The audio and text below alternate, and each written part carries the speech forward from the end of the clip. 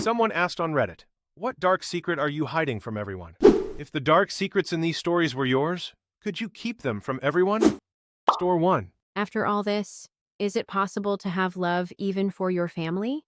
I don't like my parents. I mean, not at all. They treated me very badly as a child.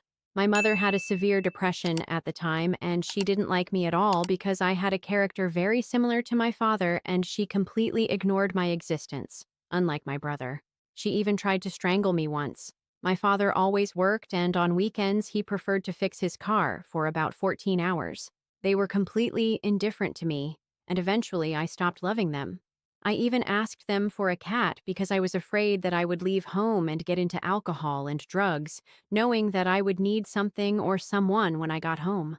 I still feel the emptiness burning in my soul where my parents were. Now we see each other some holidays. I even managed to get out of my mother's depression, and I know that she is proud of me now. She loves me and even admires me, but I can't love her. I can't do it. I never call my father because he is useless. He hasn't called me once since last year. He called me and told me that I had a miscarriage and I don't need a place for my family, and he decided to give our apartment to my brother. I envy other people's families so much. I think other people are out of my league because they have precious childhood memories and I don't. Store 2. I could have helped him one last time, but I let him succumb to his fate. I used to live with my grandma when I was a kid. Shortly after I turned 18, her health started to get worse. And as you know, that kind of decline meant she wasn't going to live much longer. For months, I did my best to take care of her, taking her to the hospital when needed and everything else. Every day, someone would come over to help her with the things I couldn't do. What my family doesn't know is, the night she passed away, I was sitting in the living room watching TV. My dog was in bed with her, and I started hearing him whine and bark. I knew what was happening, and I knew if I acted, I could save her. But I just couldn't watch her keep suffering, live with so much pain, and not be able to do anything for herself anymore. So I made the decision to leave her to fate before calling anyone. She lived 92 years, and my only regret is that if I hadn't gotten expelled from school, she would have passed away a month after I was supposed to graduate. She was healthy enough back then to attend my graduation. I still hate myself for being such a failure at the time. I'm not too upset about letting her go because I know it was for the best. She was such an amazing person, and she didn't deserve to keep living in such a bad way any longer than she already did. I don't regret what I did. I regret getting expelled and not pushing myself to make it to graduation for her. I think I've lived my life in a way that she would be proud of up to now. Not graduating while she was still alive feels like my only real regret in life, and I'm 35 years old now. So I think I'm doing pretty well. Story 3. The secrets I buried in the basement of this house haunt me every single day. This happened to me many, many years ago. It was December 2017, and I was living in the outskirts of a small town where the fog was so thick you couldn't smell anything. At night, there was almost no one around, which is why I figured drunk driving to grab more booze and snacks wouldn't be a big deal. I managed to get in the car and drive to a gas station that was still open. It felt like a scene straight out of a horror movie. Big old trees lined the sides of the road. The only car was mine, and my headlights barely cut through the thick fog. It wasn't even cold, surprisingly, or maybe I just didn't feel it because I was drunk. So I was driving with the windows down. That's when I heard a howl in the distance. And what happened after that was completely terrifying. Out of nowhere, a deer darted across the road right in front of me. I thought I was dreaming or something. Then another one crossed. Somehow, even in my state, I managed to hit the brakes. Then another one appeared. Then they got bigger. Then one was airborne, and right behind it came this huge wolf that launched itself at the deer, grabbing it by the leg and slamming it to the ground. Another wolf jumped from behind, landing on my car before leaping straight for the deer's throat and ripping it out. I hit the gas and sped to the gas station. The place was empty, so I quickly grabbed booze and snacks, warned the cashier about the wolves, and drove off. Driving back, the deer and the wolves were gone, but I saw bits and pieces of meat scattered across the road. I kept driving and eventually made it home. When I got there, I was trying to get my keys into the door, but before I could turn the lock or touch the knob, the door opened on its own. I didn't think much of it. I went inside, sat by the fire, and started drinking in front of the TV. That's when I heard a growl. I ignored it and kept drinking.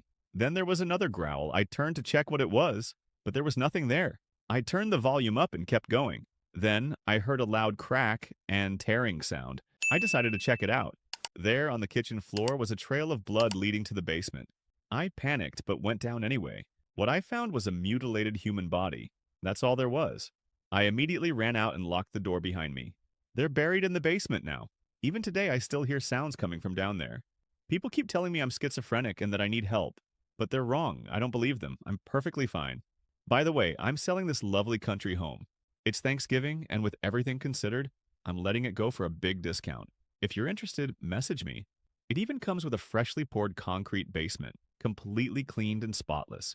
Story 4. The moment he opened the door and I heard that laugh, I knew exactly what was going on. A few months ago, my sister, let's call her Anne, moved into her parents' apartment after fighting with her boyfriend, let's call him Tom, and moving out of their shared place. My mom didn't like how Anne was running the house and was acting super two-faced and rude to both Anne and me. Anne isn't my mom's biological daughter. She's my mom's husband's daughter. Because of that, my mom was feeling really insecure and was even considering leaving my stepdad. She had no money and nowhere to go.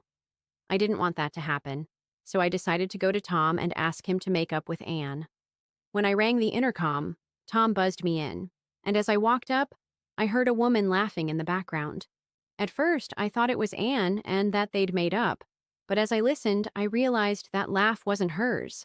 Tom let me in, and as we went upstairs in the elevator, he led me to the staircase to talk instead of his apartment. While we were talking, I noticed his face was really red, and he was breathing heavily.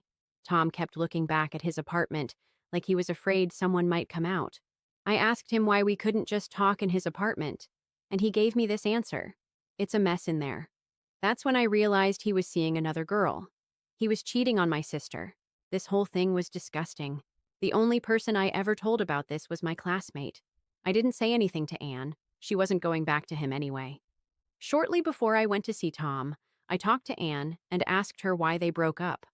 She wouldn't tell me and just said, "There's no way I can forgive him for this." And when I said, "He didn't cheat on you?" she replied, "That would have been better." Story 5. I didn't tell anyone, but this fight changed my life forever. When I was 16, I was diagnosed with desmoplastic small round cell tumor. It's an abdominal cancer that primarily affects kids and comes with a terrible prognosis. I was told to prepare for the worst and to say goodbye to everything and everyone. My dad was horribly abusive.